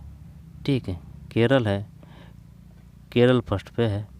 ठीक, केरल के बाद में फिर तमिलनाडु है। केरल के बाद में तमिलनाडु। ये क्या है? भारत के चुनिंदा राज्य में हेड काउंट रेशियो। चिकित्सा सुविधा भी अच्छी है केरल में। तो केरल के बाद में तमिलनाडु, फिर दिल्ली। केरल, तमिलनाडु, दिल्ली, ये याद करना पड़ेगा भाई। इसके बाद में, क्योंकि उसने क्रम पूछा था, पंजाब और हिमाचल प्रदेश, ये दोनों एक साथ है। आंध्र प्रदेश है, और जो सबसे ज़्यादा है वो कौन सा है? सबसे ज़्यादा है भाई साहब 34 है ना, ये बिहार है। ये तो जानते थे अपन पहले भी कि बिहार में गरीब है वो ज़्यादा है। ठीक है, बिहार के बाद में ये उत्तर प्रदेश है, सबसे ज़्यादा गरीब बिहार में है। बिहार के बाद में उत्तर प्रदेश है। ठीक है, बिहार उत्तर प्रदेश है। उत्तर प्रदेश के बाद में मध्य प्रदेश है, फिर असम है। असम के बाद में उड़ीसा है। उड़ीसा के बाद में फिर राजस्थान आ जाएगा भाई। राजस्थान जब उसने बीच में से भी उठा के दिया था। ठीक है, आंध्र प्रदेश वगैरह का। आंध्र प्रदेश कहाँ है इसमें? उत्तर प्रदेश, फिर तमिलनाडु, हिमाचल प्रदेश, आंध्र प्रदेश 6 है, पश्चिम बंगाल 12। ठीक, महाराष्ट्र 8 है। महाराष्ट्र में गरीब कम है। पश्चिम बंगाल, फिर कर्नाटक। तो सबसे ज़्यादा गरीब किस में है? सबसे ज़्यादा गरीब है जो 34 बिहार में। इसके बाद में जो है ये जो 23 उत्तर प्रदेश है। ठीक है, उत्तर प्रदेश ये पूरा ही काम का है भाई। ठीक है, पूरा ही काम का है ये। आगे चलते हैं।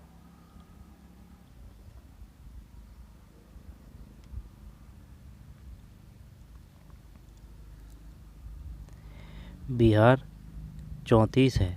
ठीक, बिहार 34 है। उड़ीसा 16 है। जब बिहार के बाद में ये आ जाएगा सेकंड पे उत्तर प्रदेश। उत्तर प्रदेश के बाद में 23 के बाद में मध्य प्रदेश है। ठीक है, यानी कि उत्तर प्रदेश में ज़्यादा गरीब है। यानी कि सबसे, अगर देखें सबसे ज़्यादा जो गरीब कौन कौन से हैं? बिहार है। बिहार के बाद में यूपी है। यूपी के बाद में मध्य प्रदेश है। मध्य प्रदेश के बाद में असम है ना, 19 असम। असम के बाद में फिर उड़ीसा है। ठीक है, जैसे कि अगर देखी जाए ये अपना भारत है तो भाई बिहार ले लिया तो फिर इधर ये यूपी के बाद में मध्य प्रदेश के बाद में फिर उड़ीसा है। उड़ीसा की राजधानी भुवनेश्वर है। उड़ीसा में 16 है, असम में 19 है। जब उड़ीसा के बाद में फिर आ जाएगा पूरा भारत का औसत है 15। ठीक है, फिर उड़ीसा के बाद में है राजस्थान। उड़ीसा के बाद में आता है भाई अपना नंबर 15 पे। इसके बाद में ये है कोलकाता, ठीक है, पश्चिम बंगाल राजधानी। वो कोलकाता की, पश्चिम बंगाल की राजधानी का क्या है, कोलकाता है, ठीक है। ये 12, अब 12 के बाद में फिर कौन सा है, 12 के बाद में ये 8 है, 8 पे 2 है, एक तो कर्नाटक है, कर्नाटक की राजधानी बेंगलुरु, महाराष्ट्र की राजधानी मुंबई है, पणजी गोवा की है, 8-8 पे है दोनों, कर्नाटक और महाराष्ट्र, ठीक है। फिर इससे पहले ये आ चुके हैं भाई, जैसे कि ये 16 हो चुका है ना, 16 के बाद 15 के बाद में ये 13 त्रिपुरा और गुजरात और पश्चिम बंगाल, ठीक। 12 पे है ये दोनों, कौन कौन से, जैसे कि 15 राजस्थान, 15 के बाद में 12 ये 13 आ जाएगा, फिर त्रिपुरा के बाद में फिर गुजरात है और पश्चिम बंगाल है, गुजरात है पश्चिम बंगाल है, गुजरात पश्चिम बंगाल है। 12 के बाद में फिर 8 पे 2 है, कर्नाटक और महाराष्ट्र। भाई जहाँ अगर उद्योग धंधे भी ज़्यादा है ना, तो वहाँ की भी निर्धनता आपको कम मिलेगी, ठीक है। तो फिर इसके बाद में 8 के बाद में फिर 7 है हरियाणा तो 7वें नंबर पे है भाई। पंजाब कहाँ है, पंजाब 5वें नंबर पे है, ये 5 है इसमें, यानी कि सबसे करीब अगर देखें तो केरल है, केरल के बाद में फिर तमिलनाडु, नीचे से ऊपर से दोनों क्रम 4-4 5-5 आपको याद रखना पड़ेगा। तो केरल है, केरल के बाद में फिर तमिलनाडु है, केरल तमिलनाडु, फिर दिल्ली है, दिल्ली के बाद में हिमाचल प्रदेश है, हिमाचल प्रदेश की शिमला है, और जो उत्तराखंड है उसकी कौन सी है राजधानी, उत्तराखंड की गंगटोक है ना, उत्तराखंड की है, अरुणाचल प्रदेश की है ईटानगर, ठीक है, और हिमाचल प्रदेश की है शिमला। तो फिर केरल के बाद में ये दिल्ली है, दिल्ली से पहले तमिलनाडु है ना, केरल तमिलनाडु और दिल्ली के बाद में फिर पंजाब और हिमाचल प्रदेश, फिर है आंध्र प्रदेश, फिर है हरियाणा, आंध्र प्रदेश के बाद में हरियाणा के बाद में फिर महाराष्ट्र है, कर्नाटक है, पश्चिम बंगाल है, गुजरात है, फिर राजस्थान है, राजस्थान में काफ़ी गरीबी है भाई। अपन से आगे फिर ओडिशा है, ओडिशा फिर असम है, मध्य प्रदेश है, फिर उत्तर प्रदेश है, ठीक है, ये याद करना पड़ेगा ना। आगे चलते हैं।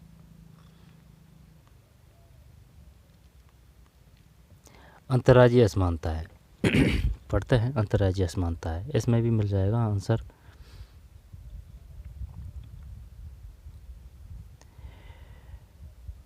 अंतर्राज्यीय असमानता है भारत में निर्धनता का एक और पहलू या आयाम है। प्रत्येक राज्य में निर्धन लोगों का अनुपात एक समान नहीं है। आरेख 3.1 देखा। यद्यपि 1970 के दशक के प्रारंभ से ही राज्य स्तरीय निर्धनता में अत्यधिक कमी आई है।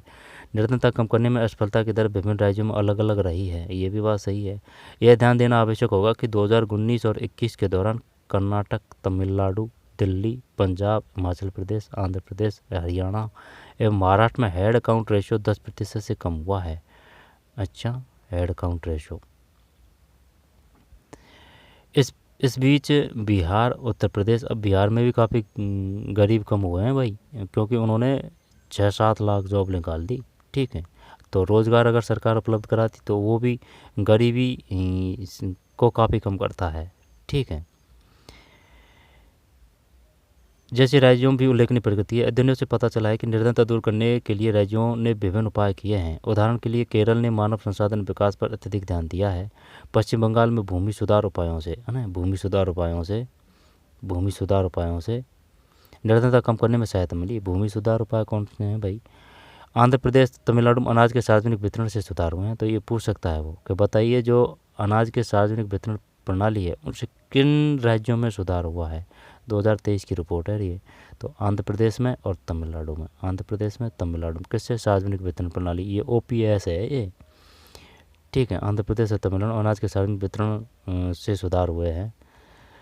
फिर पश्चिम बंगाल में भूमि सुधारों से किसमें हुए हैं? पश्चिम बंगाल में। केरल ने मानव संसाधन पर सबसे ज़्यादा ध्यान दिया है, भूमि सुधारों से पश्चिम बंगाल में हुआ है। इसके बाद में आंध्र प्रदेश और तमिलनाडु में अनाज के सार्वजनिक वितरण से सुधार हुए हैं। असुरक्षित समूह, ये क्या है?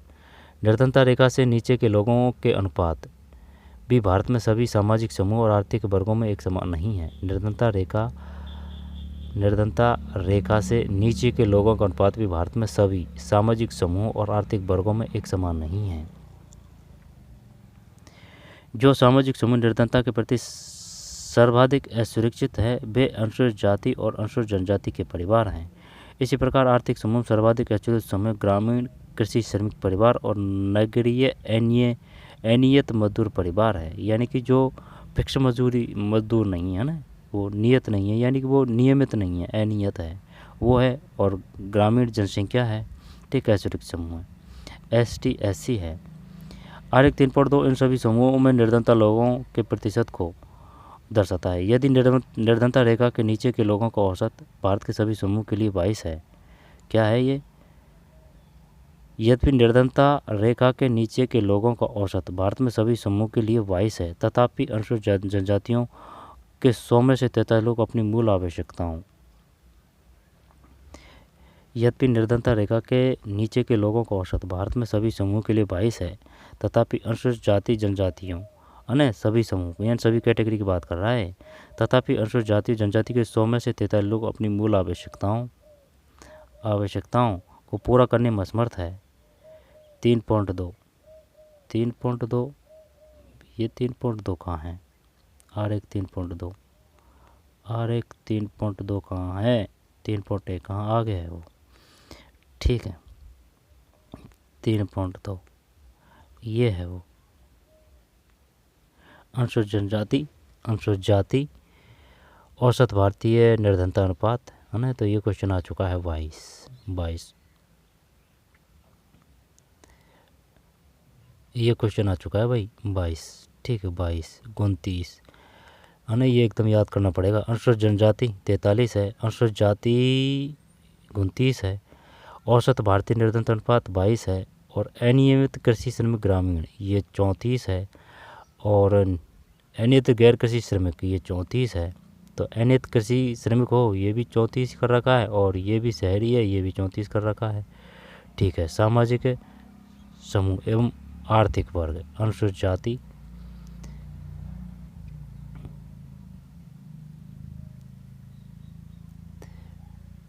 ठीक है 2011-12 सर्वाधिक असुरक्षित समूह है। जब 43 अनुसूचित जनजाति है, ये कितना है 43, और ये कितना है 29, ये 22 है, और ये 34 है, और ये 34 है, ठीक है। औसत कितना है 22 है। आगे चलते हैं।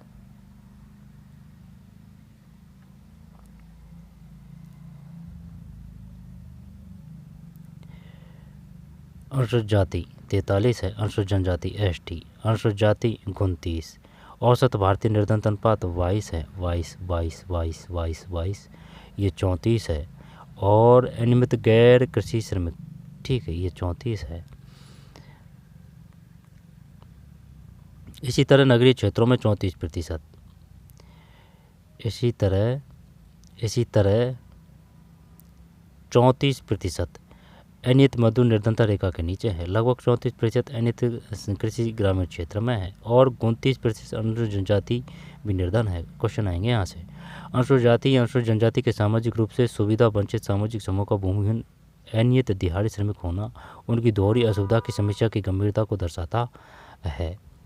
हाल के कुछ अध्ययनों ने दर्शाया कि 1990 के दशक के दौरान अनुसूचित जनजाति के परिवारों को छोड़कर अन्य सभी तीनों समूहों अनुसूचित जनजाति के परिवारों को छोड़कर अन्य सभी तीनों समूह अनुसूचित जाति, ग्रामीण कृषि श्रमिक, शहरी अनियमित मजदूर परिवार की निर्धनता में कमी आई है, ठीक है। इन सामाजिक समूहों के अतिरिक्त परिवारों में भी आय असमानता दृष्टिगत है। इन सामाजिक समूह के अतिरिक्त परिवारों में भी, ठीक है, परिवारों में भी आय की असमानता दृष्टिगत है। निर्धन परिवारों में सभी लोगों को कठिनाइयों का सामना करना पड़ता है, लेकिन कुछ लोग दूसरों से अधिक कठिनाइयों का सामना करते हैं। कुछ संदर्भों में महिलाओं वृद्ध लोगों और बच्चियों को परिवारों के उपलब्ध संसाधनों का समान रूप से अधिकार नहीं मिल पाता है। कुछ संदर्भों में महिलाओं, वृद्ध लोगों और बच्चियों को परिवार के उपलब्ध संसाधनों पर समान रूप से अधिकार नहीं मिल पाता है, ठीक है। वैश्विक निर्धनता परिदृश्य, ये वैश्विक निर्धनता परिदृश्य क्या है क्या भारत में ही निर्धन लोग हैं? नहीं नहीं, ऐसा नहीं है, सब जगह है। विकासशील देशों के बीच तुलना करने के लिए अनेक अंतर्राष्ट्रीय संगठन जैसे विश्व बैंक के गरीबी रेखा के लिए एक समान मानक है, ये ध्यान रखना भाई। ये कितना है ये 2.15 से कम प्रति व्यक्ति प्रति दिन की न्यूनतम उपलब्धता का प्रयोग करते हैं। ठीक है,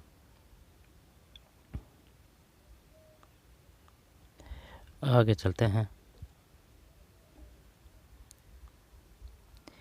2.15 न्यूनतम उपलब्धता का प्रयोग करते हैं। और क्या है, विभिन्न देशों में अत्यंत निर्धनता,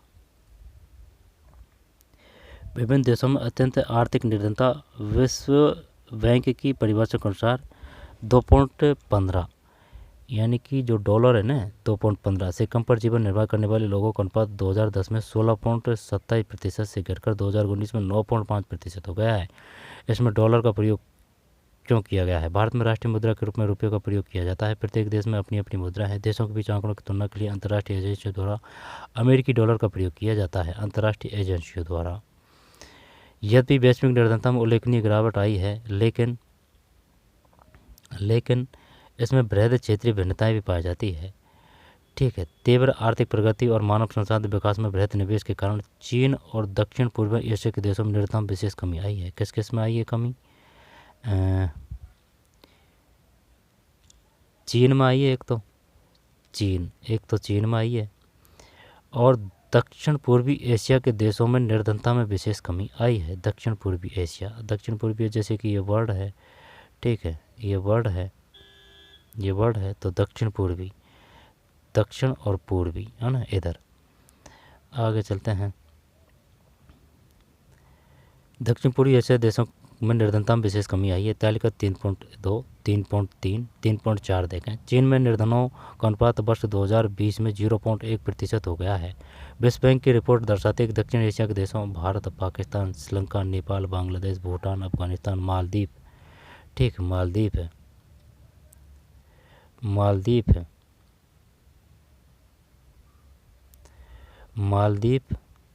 में निर्धनों की संख्या में गिरावट इतनी ही तीव्र रही है और 2017 में 13% से गिरकर 2021 में 11% हो गई है।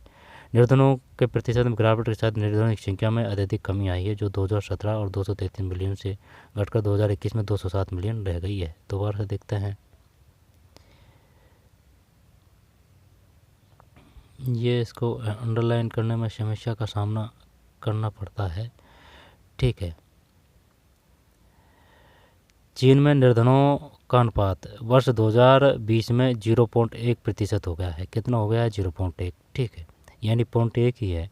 विश्व बैंक की रिपोर्ट दर्शाती है कि दक्षिण एशिया के देशों जैसे कि भारत, पाकिस्तान, श्रीलंका, नेपाल, बांग्लादेश, भूटान, अफगानिस्तान, मालदीव निर्धनों की संख्या में गिरावट इतनी ही तीव्र रही है और 2017 में 13% से गिरकर 2021 में, है ना, 2017 में 13 थी, 2021 में 11% हो गई है। निर्धनों के प्रतिशत में गिरावट के साथ निर्धनों की संख्या में भी अत्यधिक कमी आई है। 2017 में 233 मिलियन थी, जो घटकर 2021 में 207 मिलियन रह गई है। अगर 25 का देखें ना आंकड़े, तो ये शायद 100 मिलियन या फिर 150 मिलियन रही होगी, है ना। ये है, आगे चलते हैं।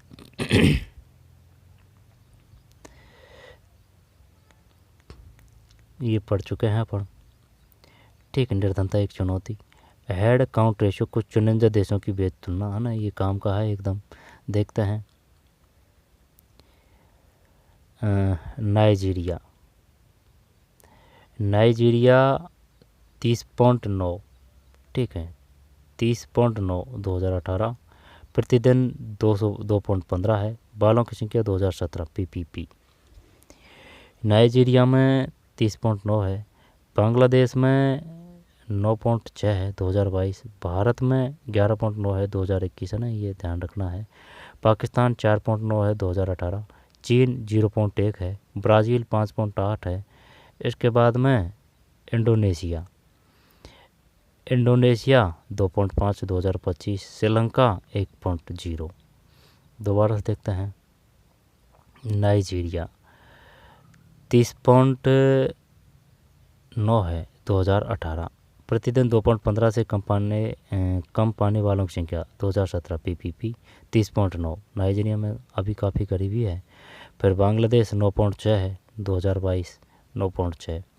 भारत तो इसका मतलब बांग्लादेश से तो इनका 22 का है डेटा, अपना 21 का है डेटा। ठीक है, अगर अपना 21 का अगर डेटा देखें 25 का डेटा कर देते तो काफ़ी करीब हो चुके हैं, क्योंकि अखबार में आई थी है ना, तो वो बांग्लादेश से कम है अपना। भारत 11.9 है ना, तो आंकड़े एनसीईआरटी के हिसाब से याद रखने हैं। पाकिस्तान 4.9 है, पाकिस्तान काफ़ी आगे है भाई, 4.8 ये गरीबी। ठीक है, 4.8 ही है गरीबी। आगे चलते हैं।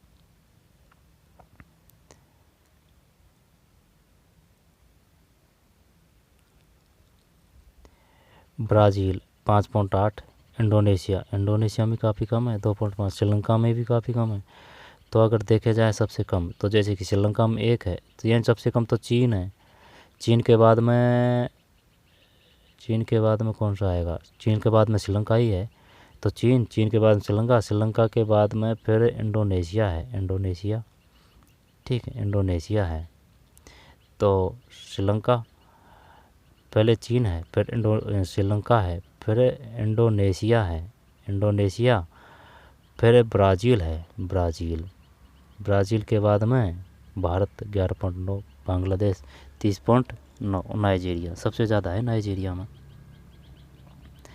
आगे चलते हैं। 30.9, 9.6, 11.9, 4.9, 1.5.8, 2.5, 1.1। गरीबी और immunity data West Bank data. अनुसूचित जाति औसत भारतीय निर्धनता अनुपात, अनियत कृषि श्रमिक ग्रामीण, अनियत गैर कृषि शहरी ग्रामीण, ये जो संख्या है ना वो पूछ लेगा ये तो ये एकदम 43 29। ठीक है, अनुसूचित जाति 29 है, अनुसूचित जनजाति 43 है, 22 34, अनियमित ग्रामीण, ये ग्रामीण शहरी तो कम है, ये औसत है 22। ठीक है, वैसे इन पर अंडरलाइन कर दी है, कोई दिक्कत नहीं है, 2 बार पढ़ेंगे तो समस्या नहीं आएगी। 22 है। असुरक्षित समूह और अंतर्राज्यीय असमानता है। इसके बाद में ये 1993-94 में 4-5 के में थे, 407 करोड़ के लगभग क्यों बनी रही, ये क्वेश्चन थे। ये 12 वो थे है ना, और ये जो 93-94 50 में यानी संयुक्त युग 404 407 270। ठीक है, इसके बाद में ये पड़ा था 25 से 15%, 13.5 करोड़ लोग 1990। ठीक, 45 से घटकर 37% हो गई है। ठीक, न्यूनतम स्तर नीचे। फिर वैश्विक विकास मानों के आधार पर भारत सरकार ने 12 विकास मान सूचों का प्रयोग करके। ठीक, इसके बाद में जब सभी लोगों के लिए बुरा समय आता है, चाहे कोई भी बाढ़ हो या भूकंप या फिर नौकरियों की उपलब्धता की कमी हो, यह असुरक्षितता के बारे में है, ये सामाजिक अपवर्जन यानी सामाजिक पिछड़ापन के बारे में है। ठीक है, ये जो कहानी दे रखी थी उनकी, ठीक है, राम शरण की, और ये 2005-06 है ना 15%, 15-16 में 25%, 2019 में 15% रह गया है। बहुआयामी निर्धनता क्या है? नीति आयोग बहुआयामी निर्धनता सूचकांक का प्रयोग करता है। बहुआयामी निर्धनता अनुपात 2005-06 में 55% घटकर 15-16 में 25% और 2019-21 में 15% रह गया है। यह आशा की जाती है बहुआयामी निर्धनता शीघ्र ही एकल संख्या में आ जाएगी, यानी एक डिजिट में, जैसे 5 6 7 8 9 10। अब आगे चलते हैं। ठीक है,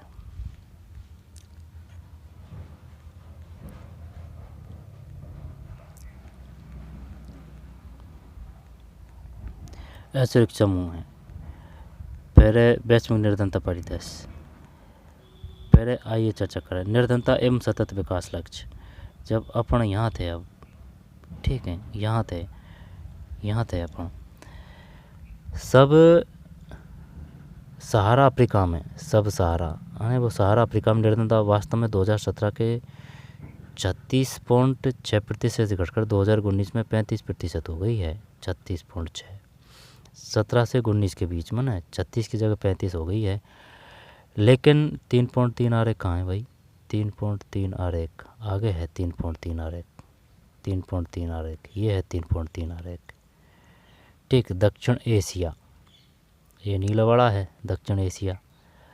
लैटिन अमेरिका एवं कैरिबियन है, फिर सब सहारा अफ्रीका है, फिर पूर्वी एशिया एवं प्रशांत है पूर्वी एशिया, फिर चीन है। चीन गहरा वाला है, चीन की सबसे कम है भाई। चीन के बाद में ये जो रेड है वो कौन सा है? रेड है जो ये है पूर्व एशिया एवं प्रशांत। चीन, फिर पूर्व एशिया जैसे कि ये दक्षिण पूर्वी एवं प्रशांत, फिर इसके बाद में हरा कौन सा है? सब सहारा अफ्रीका है, फिर इससे ज़्यादा लैटिन अमेरिका में कैरिबियन है, फिर ये दक्षिण एशिया। दक्षिण एशिया में काफ़ी गरीबी है। देखते हैं। सब सहारा अफ्रीका में निर्धनता वास्तव में 2017 36.6% घटकर 2019 में 35% हो गई। आरक्षण 3.3 थे गए। लेकिन अमेरिका और कैरिबियन में निर्धनता अनुपात रेखा 2017 में 4.4% से बढ़कर 2021 में 4.6% हो गई है।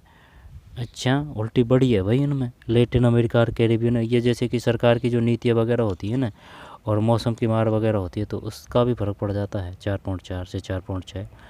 रूस जैसे पूर्व समाजवादी देशों में भी निर्धनता पुनः व्याप्त होकर 2000 में 3% हो गई है, जहां पहले आधिकारिक रूप से कोई निर्धनता नहीं थी। यानी पहले कोई गरीबी नहीं थी, अब माँ गरीबी हो चुकी है। ठीक है,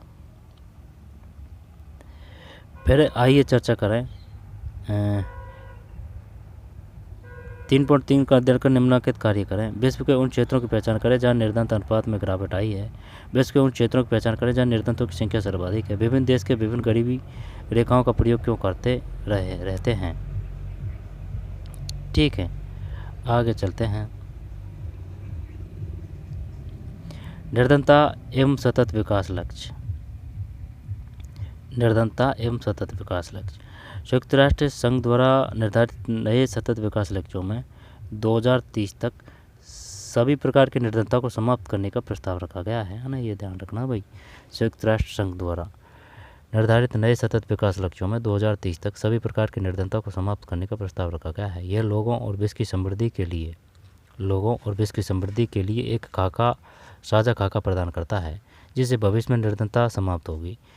इसके केंद्र बिंदु 17 सतत विकास लक्ष्य SDG है। इसके लिए विकसित एवं विकासशील देशों में अविलंब कार्रवाई की जरूरत है। ठीक है, 17 लक्ष्य क्या है। 17 सतत विकास लक्ष्य विकसित राष्ट्रों को विकासशील देशों की निर्धनता समाप्त करने, स्वास्थ्य एवं शिक्षा में सुधार करने, असमानता को समाप्त करने, जलवायु परिवर्तन का समाधान करने तथा सतत विकास को संवर्धित करने के प्रयास में सहायता करनी चाहिए। ठीक है, निर्धनता एवं सतत विकास लक्ष्य संयुक्त राष्ट्र संघ द्वारा निर्धारित नए सतत विकास लक्ष्यों में 2030 तक सभी प्रकार के, है ना, वो पूछ लेगा 2030 तक क्या लक्ष्य रखे गए हैं संयुक्त राष्ट्र संघ द्वारा, को निर्धनता को समाप्त करने का प्रस्ताव रखा गया है। ये कब तक, 2030 तक, 35 तक, 30 तक या फिर 40 तक, है ना, तो 30 है। यह लोगों और विश्व की समृद्धि के लिए एक साझा खाका प्रदान करता है, जिससे भविष्य में निर्धनता समाप्त होगी। इसके केंद्र बिंदु 17 सतत विकास लक्ष्य SDG है। 17, है ना, कितने हैं, 17 है। इसके केंद्र बिंदु 17 सतत विकास लक्ष्य SD है। कितने हैं, 17 विकास लक्ष्य, वो 17 है। SDG कितने हैं, 17 है, 22 है, 15 है, 13 है, 17 है।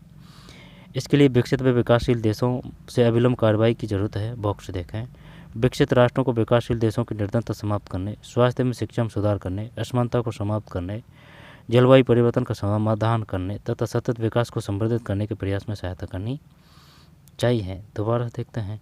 विकासशील देशों की निर्धनता समाप्त करने, स्वास्थ्य एवं शिक्षा में सुधार करने, असमानता को समाप्त करने, जलवायु परिवर्तन का समाधान करने तथा सतत विकास को संवर्धित करने के प्रयास में सहायता करनी चाहिए। ये दक्षिण एशिया की है। लैटिन अमेरिका एवं कैरिबियन है ये वाली। सब सहारा अफ्रीका है, क्योंकि हरा है, जंगल ज़्यादा है अफ्रीका में, है ना, तो सब सहारा अफ्रीका। फिर पूर्व एशिया एवं प्रशांत है, ये पूर्व एशिया एवं प्रशांत है, और चीन की ये है। तो 20, 40, ठीक, और ये 85 के लगभग है सब सहारा अफ्रीका। ये लैटिन अमेरिका में कैरिबियन है, और ये फिर दक्षिणी एशिया है। आगे चलते हैं। ठीक, 25-26 की नई वाड़ी एकदम अप टू डेट। क्षेत्र अनुसार निर्धनों की संख्या करोड़ में, तो भाई सबसे ज़्यादा है वो किस में है, गरीबी। 2015 से 2030 तक का अनुमान है ये। बताइए, सबसे ज़्यादा गरीबी ये जो है, अगर देखे जाएं 1990, 1995, 2005, 10, 15, 20, 25 और 30। तो फिर यूरोप एवं मध्य एशिया, ये रेड वाला है यूरोप एवं मध्य एशिया। और ये पतला सा कौन सा है, ये जो पतला सा है ना, ये मध्य पूर्व एवं उत्तरी अफ्रीका है भाई, ये जो है ये इस प्रकार का। और ये रेड वाला कौन सा है, तो रेड वाला तो इसमें तो ये शायद यूरोप एवं मध्य एशिया है, यहाँ पर पूर्व एशिया एवं प्रशांत है। दक्षिण एशिया तो ये हो चुका है। और ये गहरा वाला कौन सा है, तो फिर शायद ये पूर्व एशिया एवं प्रशांत है, पूर्व एशिया एवं प्रशांत। अब यूरोप में तो कमी रहेगी ना भाई, यूरोप तो अमीर है ना, ये है यूरोप बड़ा, ये है। और ये पूर्व एशिया एवं प्रशांत ये है। दक्षिण एशिया ये है। सब सहारा अफ्रीका, सब सहारा ये है। सब सहारा में तो रहेगी भाई 30 तक गरीबी, ठीक, और बाकी में तो कम हो जाएगी, ठीक। तो ये यूरोप है, ये बड़ा यूरोप है। पूर्व एशिया प्रशांत है, ये है। दक्षिण एशिया ये है। मध्य पूर्व एवं उत्तरी अफ्रीका, इसमें भी काफ़ी कम है ये अफ्रीका में।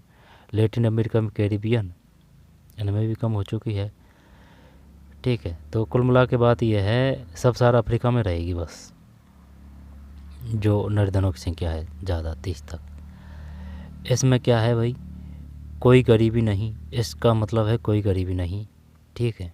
इसका मतलब है कोई गरीबी नहीं है। और इसका मतलब होता है शून्य भूख है, चाय वाली केटली। अच्छा स्वास्थ्य एवं खुशहाली है ना, ये दिल की धड़कन और ये बना रखा है। गुणवत्ता की शिक्षा है, ठीक है, पेन कॉपी। लैंगिक समानता है ये, ठीक है, प्लस, और जो भी ऊपर कर रखा है, ठीक है। स्वैच्छिक जल एवं स्वच्छता है ये। फिर सस्ती एवं उच्च स्वच्छ ऊर्जा है। अच्छा काम और आर्थिक विकास है। उद्योग नवाचार एवं बुनियादी ढांचा है। असमानताओं में कमी है, असमानताओं में कमी। टिकाऊ शहर और समुदाय है। जिम्मेदार उपभोग और उत्पादन है, ठीक है। फिर जलवायु कार्रवाई है। 14 पानी के है ना, 14 है पानी के नीचे जीवन, ठीक है, पानी के नीचे जीवन। ज़मीन पर जीवन, ये तो ज़मीन पर है, ये पानी के नीचे जीवन है। जलवायु कार्रवाई है। शांति न्याय और मजबूत संस्थाएं हैं। लक्ष्यों के लिए साझेदारी है, ठीक। सतत विकास लक्ष्य एसडीजी को क्या बोलते हैं, सतत विकास लक्ष्य, एसडीजी सतत विकास लक्ष्य है। अपने शिक्षक की सहायता से, तो ये था निर्धनता के कारण, ठीक है, और भावी चुनौतियाँ। अब ये जो है ना, ये जो लास्ट का रह रहा है, इसको देख लेते हैं, है ना। ये है, अपने शिक्षक की सहायता से प्रत्येक एसडीजी का विवरण एकत्रित करें। भारत अपनी राज्य द्वारा प्राप्त की गए इन लक्ष्यों पर एक परियोजना रिपोर्ट तैयार करें। संयुक्त राष्ट्र संघ यूएन एक अंतर्राष्ट्रीय संगठन है जो निर्धनता को समाप्त करने, ये पूछा था कि भारत संयुक्त राष्ट्र संघ का सदस्य कब बना था। अनेक देशों के साथ कार्य करता है। सरकार के सहयोग से संयुक्त राष्ट्र संघ 2030 तक पूरे किए जाने वाले 17 सतत विकास लक्ष्य बना गए। ये संख्या ध्यान रखनी है। चार्ट के रूप में दिया गया प्रत्येक लक्ष्य को संयुक्त राष्ट्र के सदस्य देशों द्वारा प्राप्त किए जाने वाले विभिन्न लक्ष्यों में बांटा गया है। एसडीजी 1 का लक्ष्य 2030 के मध्य तक कम से कम सभी आयामी निर्धनता में जीने वाले सभी उम्र के पुरुषों, महिलाओं और बच्चों के अनुपात को कम करना। निर्धनों के अनुपात में गिरावट। लक्ष्य 1 कोई निर्धन नहीं रहे। सभी लक्ष्य सभी प्रकार की निर्धनता को समाप्त करना, ठीक। लक्ष्य 1 कोई निर्धन नहीं रहे। लक्ष्य 1 क्या है, कोई निर्धन नहीं रहे, सभी जगह सभी प्रकार की निर्धनता को समाप्त करना। से संबंधित लक्ष्य को प्राप्त करने के लिए भारत की प्रतिबद्धता को दर्शाता है। निर्धनता के कारण, अब इसको बाद में देखेंगे, निर्धनता के कारण को, ठीक है, निर्धनता के कारण को, है ना। तो ये पढ़ा था आज अपन ने, इसको देख लेना और बार बार देखना अच्छी तरीके से, ठीक है, क्योंकि यहाँ से क्वेश्चन आएंगे कि निर्धनता क्या है। जीवन यापन करने वाले लोग 2005 से 19 35%, ठीक। भारत, पाकिस्तान, चीन, बांग्लादेश, नाइजीरिया, ठीक है। औसत भारतीय निर्धनता अनुपात कितना है, ठीक, 43 किसका है, 2021 में 2007 मिलियन रह गई है, ठीक। 1990 2019 9.05, ये सब याद करना पड़ेगा भाई, है ना। समूह के लिए 22 है, 43 लोग, 100 में से 43 लोग अतिरिक्त समूह है। ये सारणी है ना, ये सब काम की है। तो सबसे ज़्यादा गरीब किस में है, सबसे कम गरीब किस में है, क्रमबद्ध पूछ लेता है वो, है ना। इस प्रकार से क्वेश्चन बढ़ेंगे यहाँ से सारणी से, ठीक। सबसे ज़्यादा बिहार में है, सबसे कम केरल में है। इसके बाद में केरल से कम अगर वो बीच में पूछ लिया तो, और ये जो 12 क्या है, स्कूल में उपस्थिति, खाना पकाने का ईंधन, स्कूल शिक्षा के वर्ष, मातृ स्वास्थ्य, बाल किशोर मृत्यु, पोषण, ठीक, 0 से 59 है, ठीक है। 75, 404, 407, 355, 270। फिर 13.5, 25 से 15% हो गई है, 37% हो गया। हालांकि निर्धन को की संख्या लगभग 40 करोड़ रह गई है। ठीक है, इसके बाद में निर्धनता रेखा। फिर कमी दूसरे लोगों की तुलना में अधिक प्रभावित होने की बड़ी संभावना निरूपण की सुरक्षा है। आगे चलते हैं। विशिष्ट लक्षण सामाजिक अपन सामाजिक पिछड़ापन है। अगर वो क्वेश्चन पूछेगा निबंधात्मक वो आ सकते हैं। ठीक है, राम शरण की कहानी है 35 स्वरूपों 2019-21। तो ये था। अब बाकी का जो रहा है उसको बाद में पढ़ेंगे। तो चलिए मिलते हैं कोई और वीडियो में। धन्यवाद।